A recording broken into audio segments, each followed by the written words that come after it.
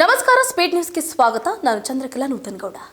ಗೃಹಲಕ್ಷ್ಮಿ 31ನೇ ಕಂತಿನ ಹಣ ಇಂದು ಸಂಜೆ 4 ಗಂಟೆಗೆ ನಿಮ್ಮ ಖಾತೆಗೆ. ಹೊಸ ಅಪ್ಡೇಟ್ ನೀಡಿದ ರಾಜ್ಯ ಸರ್ಕಾರ. ಎಸ್, ಗೃಹಲಕ್ಷ್ಮಿ ಹೆಣ್ಮಕ್ಳಿಗೆ ಬರೇ ಇದೇ ಚಿಂತೆ ಕಣ್ರಿ. ನೋಡಿ, ರಾಜ್ಯ ಸರ್ಕಾರ 5 ಗ್ಯಾರಂಟಿಗಳನ್ನು ಘೋಷಣೆ ಮಾಡಿತು. ಅನ್ನಭಾಗ್ಯ, ಗೃಹಲಕ್ಷ್ಮಿ, ಗೃಹಜ್ಯೋತಿ, ಯುವನಿಧಿ, ಶಕ್ತಿ ಯೋಜನೆ. ಈ 5 ಯೋಜನೆಗಳಲ್ಲಿ ಹೆಣ್ಣು ಮಕ್ಕಳಿಗೆ ಬಹಳ ಯೂಸ್ಫುಲ್ ಆಗುವಂಥ ಯೋಜನೆಗಳು ಅಂತಂದರೆ, ಒಂದು ಗೃಹಲಕ್ಷ್ಮಿ, ಇನ್ನೊಂದು ಬಸ್ಗಳಲ್ಲಿ ಫ್ರೀಯಾಗಿ ಓಡಾಡುವಂಥ ಶಕ್ತಿ ಯೋಜನೆ. ಈ ಹೆಣ್ಣು ಮಕ್ಕಳಿಗೆ ಎಲ್ಲಿ ನೋಡಿದ್ರೂ ಕೂಡ ಫ್ರೀಯಾಗಿ ಓಡಾಡಬೇಕು ಅಥವಾ ಫ್ರೀಯಾಗಿ ದುಡ್ಡು ಬರಬೇಕು ಅಂತ ಎಲ್ರಿಗೂ ಕೂಡ ಒಂದು ಕನ್ಸರ್ನ್ ಇರುತ್ತೆ. ಬಟ್ ರಾಜ್ಯ ಸರ್ಕಾರ ಇದೆಲ್ಲವನ್ನ ಗಮನಿಸಿ ಮುಖ್ಯವಾಗಿ ಗೃಹಲಕ್ಷ್ಮಿ ಯೋಜನೆ ಏನಿದೆಯಲ್ಲ, ಪ್ರತಿ ಮನೆಯ ಹೆಣ್ಣು ಮಗಳಿಗೆ ಅಂದರೆ ಮನೆಯ ಯಜಮಾನಿಗೆ ಪ್ರತಿ ಅಕೌಂಟ್ಗೆ 2,000 ರೂಪಾಯಿ ಬೀಳುವಂತಹ ಒಂದು ಜವಾಬ್ದಾರಿಯನ್ನು ಪಡ್ಕೊಳ್ತು. ಸೊ ಈ ವಿಷಯಕ್ಕೆ ಸಂಬಂಧಪಟ್ಟಂತೆ ನೋಡಿ, ಕರ್ನಾಟಕ ಸರ್ಕಾರದ ಗೃಹಲಕ್ಷ್ಮಿ ಯೋಜನೆಯ ಫಲಾನುಭವಿಗಳಿಗೆ ಬಾಕಿ ಉಳಿದಿರುವಂತಹ ಕಂತುಗಳು ಹಾಗೆ ಹೊಸ ಕಂತುಗಳ ಹಣವನ್ನು ಬ್ಯಾಂಕ್ ಖಾತೆಗಳಿಗೆ ಜಮಾ ಮಾಡುವ ಪ್ರಕ್ರಿಯೆ ಚುರುಕುಗೊಂಡಿದೆ. ತಾಂತ್ರಿಕ ದೋಷಗಳಿಂದ ಅಥವಾ EKYC ಸಮಸ್ಯೆಯಿಂದ ನಿಂತು ಹೋಗಿದ್ದಂತಹ ಹಣವನ್ನು ಫಲಾನುಭವಿಗಳ ಖಾತೆಗಳಿಗೆ ಬಿಡುಗಡೆ ಮಾಡಲಾಗ್ತಾ ಇದೆ. ಕರ್ನಾಟಕ ಸರ್ಕಾರದ ಮಹತ್ವದ ಗ್ಯಾರಂಟಿಗಳಲ್ಲಿ ಒಂದಾಗಿರುವಂತಹ ಗೃಹಲಕ್ಷ್ಮಿ ಯೋಜನೆ ರಾಜ್ಯದ ಹಲವಾರು ಮಹಿಳೆಯರಿಗೆ ಅನುಕೂಲವನ್ನು ಮಾಡಿಕೊಟ್ಟಿದೆ.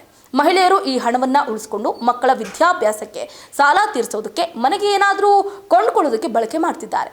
ಈ ಯೋಜನೆ ಯಶಸ್ವಿಯಾದ ಕಾರಣಕ್ಕೆ ಸರ್ಕಾರ ಗೃಹಲಕ್ಷ್ಮಿ ಲೋನ್ ಯೋಜನೆ ಜಾರಿಗೆ ಮುಂದಾಗಿರುವಂಥದ್ದು. ಹೌದು ವೀಕ್ಷಕರೇ, ನೋಡಿ, ಮಹಿಳೆಯರ ಆರ್ಥಿಕ ಸಬಲೀಕರಣಕ್ಕೆ ಸರ್ಕಾರ ವಿವಿಧ ಯೋಜನೆಗಳನ್ನು ಜಾರಿ ಮಾಡಿದೆ. ಇದರಲ್ಲಿ ಹೆಚ್ಚು ಅನುಕೂಲ ಮಾಡಿಕೊಡುವ ಯೋಜನೆ ಅಂದರೆ ಅದು ಗೃಹಲಕ್ಷ್ಮಿ ಯೋಜನೆ. ಇನ್ನು ರಾಜ್ಯದಲ್ಲಿ ಸಾಕಷ್ಟು ಅನರ್ಹರು ಈ ಯೋಜನೆಯ ಲಾಭವನ್ನು ಪಡಿತಾ ಇದ್ದರು.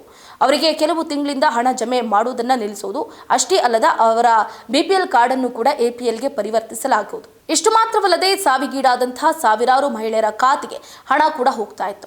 ಅದನ್ನು ಕೂಡ ಈಗ ನಿಲ್ಲಿಸಲಾಗಿದೆ. ಇದರೊಂದಿಗೆ ಹಣವನ್ನು ವಾಪಸ್ ಕೊಡಿ ಅಂತ ಅವರ ಕುಟುಂಬಗಳಿಗೆ ನೋಟಿಸನ್ನು ನೀಡಲಾಗಿದೆ. ಈ ಎಲ್ಲ ಬೆಳವಣಿಗೆ ನಡುವೆ ಸರ್ಕಾರ ಗೃಹಲಕ್ಷ್ಮಿ ಲೋನ್ ಅನ್ನು ಘೋಷಣೆ ಮಾಡಿದೆ. ಕೆಲವು ಕಿಡಿಗೇಡಿಗಳು ಇದನ್ನು ದುರುಪಯೋಗ ಮಾಡಿಕೊಳ್ತಿದ್ದಾರೆ. ನೋಡಿ, ಗೃಹಲಕ್ಷ್ಮಿ ಲೋನ್ ಬಗ್ಗೆ ಸರ್ಕಾರ ಘೋಷಣೆಯನ್ನು ಮಾಡಿದೆಯಾದರೂ ಅದು ಇನ್ನೂ ಕೂಡ ಜಾರಿ ಆಗಿಲ್ಲ. ಗೃಹಲಕ್ಷ್ಮಿ ಲೋನ್ ವ್ಯವಸ್ಥೆ ಹೇಗೆ ಇರಬೇಕು, ಇದರಿಂದ ಮಹಿಳೆಯರು ಹೇಗೆ ಲಾಭವನ್ನು ಪಡಿಬೇಕು ಅನ್ನುವಂತಹ ಮಾಹಿತಿಯನ್ನು ಸರ್ಕಾರ ನೀಡಿದೆ. ಆದರೆ ಕೆಲವರು ವಂಚನೆ ಮಾಡುವ ಉದ್ದೇಶದಿಂದ ಸಾಮಾಜಿಕ ಜಾಲತಾಣ ಹಾಗೆ ವೆಬ್ಸೈಟ್ಗಳ ಮೂಲಕ ಸುಳ್ಳು ಪ್ರಚಾರವನ್ನು ಮಾಡ್ತಿದ್ದಾರೆ.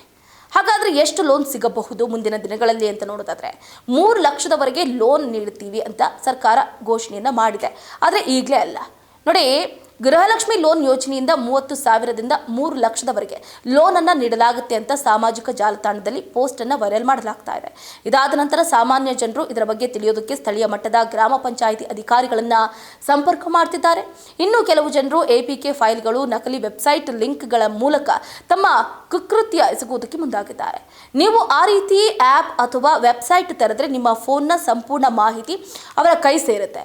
ಅಷ್ಟೇ ಅಲ್ಲದೆ ಸರ್ಕಾರ ಈವರೆಗೆ ಲೋನ್ ನೀಡ್ತೀವಿ ಅಂತ ಅಧಿಕೃತವಾಗಿ ಎಲ್ಲೂ ಕೂಡ ಮಾಹಿತಿಯನ್ನು ನೀಡದ ಕಾರಣ ಅಲ್ಲಿವರೆಗೂ ಮಹಿಳೆಯರು ಈ ಬಗ್ಗೆ ಯಾವುದೇ ಆ್ಯಪನ್ನು ಇನ್ಸ್ಟಾಲ್ ಮಾಡ್ಕೊಳ್ಬೇಡಿ ಅಂತ ಹೇಳಲಾಗ್ತಾ ಇದೆ. ಹಾಗಾದರೆ ಏನಿದು ಗೃಹಲಕ್ಷ್ಮಿ ಲೋನ್ ಯೋಜನೆ? ನಿಜವಾಗ್ಲೂ ಸರ್ಕಾರ ಘೋಷಣೆ ಮಾಡಿದ್ಯಾ ಅಂತ ನೋಡೋದಾದ್ರೆ, ನೋಡಿ, ಕರ್ನಾಟಕ ಸರ್ಕಾರ ಗೃಹಲಕ್ಷ್ಮಿ ಯೋಜನೆಯ ಫಲಾನುಭವಿಗಳಿಗೆ ಆರ್ಥಿಕವಾಗಿ ಬೆಂಬಲಿಸುವುದಕ್ಕೆ ಮತ್ತು ಸ್ವಾವಲಂಬನೆಗೆ ಉತ್ತೇಜನ ನೀಡುವುದಕ್ಕೆ 3 ಲಕ್ಷ ರೂಪಾಯಿಗಳವರೆಗಿನ ಸಾಲ ಸೌಲಭ್ಯವನ್ನು ಪರಿಚಯಿಸಿದೆ. ರಾಜ್ಯದ ಮಹಿಳೆಯರಿಗೆ ಕಡಿಮೆ ಬಡ್ಡಿ ದರದಲ್ಲಿ ಸಾಲವನ್ನು ಒದಗಿಸುವುದಕ್ಕೆ ವಿಶೇಷವಾಗಿ ಗೃಹಲಕ್ಷ್ಮಿ ಮಹಿಳಾ ಸಹಕಾರಿ ಬ್ಯಾಂಕ್ ಅನ್ನ ಸರ್ಕಾರ ಸ್ಥಾಪನೆ ಮಾಡುವುದಕ್ಕೆ ಮುಂದಾಗಿದೆ. ಗೃಹಲಕ್ಷ್ಮಿ ಯೋಜನೆಯಲ್ಲಿ ನೋಂದಾಯಿತರಾದಂತಹ ಮಹಿಳೆಯರು 3 ಲಕ್ಷ ರೂಪಾಯಿವರೆಗೆ ಸಾಲವನ್ನು ಪಡೆಯುವುದಕ್ಕೆ ಅರ್ಹರಾಗಿರ್ತಾರೆ. ಖಾಸಗಿ ಲೇವಾದೇವಿದಾರರು ಅಥವಾ ಮೀಟರ್ ಬಡ್ಡಿಯ ಕಾಟದಿಂದ ಮುಕ್ತಿಯನ್ನು ನೀಡಿ ಮಹಿಳೆಯರಿಗೆ ಅತ್ಯಂತ ಕಡಿಮೆ ಬಡ್ಡಿ ದರದಲ್ಲಿ ಸಾಲವನ್ನು ನೀಡಲಾಗುತ್ತೆ. ಮಹಿಳೆಯರು ಸ್ವಂತ ಉದ್ಯೋಗ, ಸಣ್ಣ ವ್ಯಾಪಾರ ಆರಂಭಿಸುವುದಕ್ಕೆ ಅಥವಾ ತುರ್ತು ಅಗತ್ಯಗಳಿಗೆ ಆರ್ಥಿಕ ನೆರವು ನೀಡುವುದು ಇದರ ಮುಖ್ಯ ಉದ್ದೇಶವಾಗಿದೆ. ಇನ್ನು ಫಲಾನುಭವಿಗಳು ಕಡ್ಡಾಯವಾಗಿ ಕರ್ನಾಟಕದ ಗೃಹಲಕ್ಷ್ಮಿ ಯೋಜನೆ ಅಡಿಯಲ್ಲಿ ನೋಂದಾಯಿತ ಮಹಿಳೆಯರಾಗಿರಬೇಕು. ಗೃಹಲಕ್ಷ್ಮಿ ಯೋಜನೆಯ ಪ್ರಮುಖ ಅಪ್ಡೇಟ್ಗಳು ಕೂಡ ನಾವು ಗಮನಿಸಬೇಕಾಗುತ್ತೆ. ನೋಡಿ, ಹಣ ಜಮಾ ಪ್ರಕ್ರಿಯೆ ಹೇಗಾಗುತ್ತೆ ಅಂತ. ಫಲಾನುಭವಿಗಳ ಖಾತೆಗಳಿಗೆ ಗೃಹಲಕ್ಷ್ಮಿಯ ಮಾಸಿಕ 2 ಕಂತಿನ ಹಣವನ್ನು ಬ್ಯಾಂಕ್ ಖಾತೆಗಳಿಗೆ ಜಮಾ ಮಾಡಲಾಗುತ್ತೆ. ಬಾಕಿ ಕಂತುಗಳೇನಿದೆಯಲ್ಲ, ಈ ಬಾಕಿ ಕಂತುಗಳು ತಾಂತ್ರಿಕ ಕಾರಣಗಳಿಂದಾಗಿ ಕೆಲವು ತಿಂಗಳುಗಳ ಕಂತುಗಳು ತಡವಾಗಿದ್ರೆ ಅವುಗಳನ್ನು ಕೂಡ ಹಂತ ಹಂತವಾಗಿ ಬಿಡುಗಡೆಯನ್ನ ಮಾಡಲಾಗುತ್ತೆ. ಸಾಲದ ವದಂತಿಗಳ ಬಗ್ಗೆ ಎಚ್ಚರಿಕೆಯನ್ನು ವಹಿಸಬೇಕಾಗುತ್ತೆ. ಇನ್ನು ಗೃಹಲಕ್ಷ್ಮಿ ಯೋಜನೆಯ ಹೆಸರಲ್ಲಿ ಮಹಿಳೆಯರು ಲಕ್ಷಾಂತರ ರೂಪಾಯಿ ಸಾಲವನ್ನು ಕೊಡ್ತೀವಿ ಅಂತ ಸಾಮಾಜಿಕ ಜಾಲತಾಣದಲ್ಲಿ ವೈರಲ್ ಆಗ್ತಾ ಇರುವಂತಹ ನಕಲಿ ಲಿಂಕ್ಗಳು ಮತ್ತು ಸುಳ್ಳು ಸಂದೇಶಗಳನ್ನು ಗಮನ ಹರಿಸಬೇಕಾಗುತ್ತೆ. ಅದರಿಂದ ಎಚ್ಚರವಾಗಿರಬೇಕಾಗುತ್ತೆ. ಇನ್ನು ಸರ್ಕಾರದಿಂದ ಅಂತಹ ಯಾವುದೇ ಸಾಲದ ಯೋಜನೆ ಪ್ರಸ್ತುತ ಜಾರಿಯಲ್ಲಿ ಇಲ್ಲ. ಇದು ಗಮನದಲ್ಲಿರಲಿ. ನಿಮ್ಮ ಗೃಹಲಕ್ಷ್ಮಿ ಹಣ ನಿಮ್ಮ ಖಾತೆಗೆ ಜಮಾ ಆಗಿದೆಯೇ ಅನ್ನೋದನ್ನ ಖಚಿತಪಡಿಸಿಕೊಳ್ಳೋದಕ್ಕೆ ನಿಮ್ಮ ಆಧಾರ್ ಸಂಖ್ಯೆ ಅಥವಾ ರೇಷನ್ ಕಾರ್ಡ್ ಅನ್ನು ಬಳಸಿ ಅಧಿಕೃತ ಆ್ಯಪ್ಗಳು ಅಥವಾ ಸ್ಥಳದ ಮೂಲಕ ಪರಿಶೀಲಿಸಿಕೊಳ್ಳೋದು ಉತ್ತಮ. ನಿಮ್ಮ ಗೃಹಲಕ್ಷ್ಮಿ ಹಣ ಬಂದಿದೆಯಾ ಅಂತ ಮನೆಯಲ್ಲೇ ಕೂತ್ಕೊಂಡು ಮೊಬೈಲ್ನಲ್ಲೇ ಪರಿಶೀಲಿಸುವುದು ಉತ್ತಮ ಅಂತ ಹೇಳಲಾಗ್ತಾ ಇದೆ.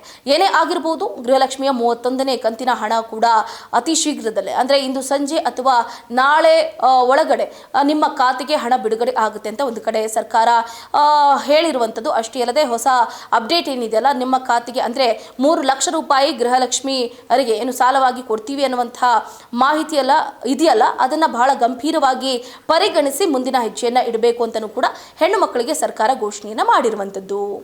ಇದಾಗಿತ್ತು ಇವರಿಗಿನ ಅಪ್ಡೇಟ್. ನೋಡ್ತಾ ಇರಿ ಸ್ಪೀಡ್ ನ್ಯೂಸ್, ಸುದ್ದಿ ನಿಮ್ಮದು, ವೇಗ ನಮ್ಮದು.